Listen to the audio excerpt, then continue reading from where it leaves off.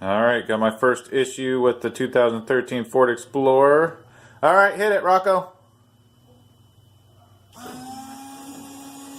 It only squirts off that one side there. Right there. Alright, stop! And it doesn't squirt on this side. So the driver's side windshield washer nozzle isn't spraying anything. Only the passenger side. So, let's figure it out. So I went to go open the hood here and notice there's water dripping down the front. So that tells me that there's probably a line that came off. Yeah, so there's water dripping from there. And it's been dripped down on the engine. Look at these puddles of washer fluid I have under the car. Okay, so here's the nozzle that's supposed to be spraying, and there's water dripping out from right there. So I have to figure out how that hose connects. I'm going to take this liner off here. Alright, if you want to see the poor man's way of getting these tabs off so you can get this cover, I'll show you. Just get my fingernails underneath it. Just start pulling. You gotta get one side kind of coming out, then you can just start pulling on the other side, and then go back and forth so you can get both hands under it, and then you just start pulling and keep going back and forth, and it comes out. Okay, so I got off enough of them now that I can at least unlatch it from this side. I got this one, this one, this one, that one, and that one off. So then you just pull up to unlatch it from there.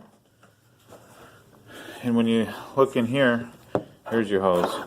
Now, I just took and tugged it a little bit, and oh look, it's not connected. So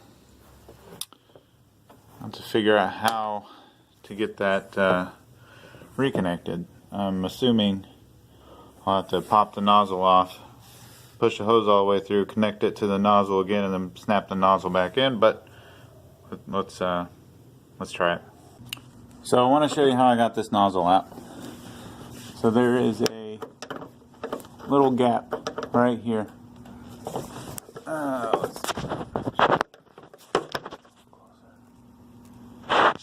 there's a little gap right there. You stick your screwdriver in, and then you can turn it, and it pushes against the tab, which allows it to pop down.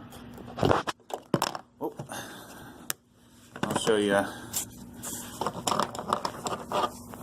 close here. So here's the nozzle, and when I went to take it out, this is the gap that I shoved the screwdriver down into right here, and then I just turned the screwdriver to push this thing in to cause it to release.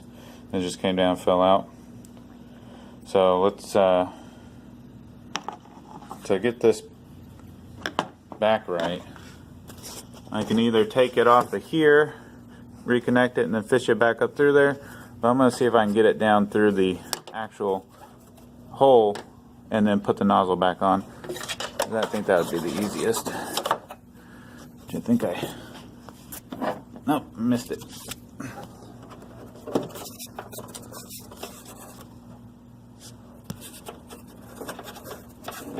Can't see it. There it is. Alright.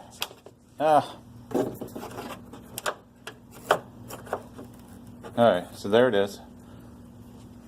Now I'm gonna put this nozzle back on, and it's just a compression fitting. Just slide it up in there.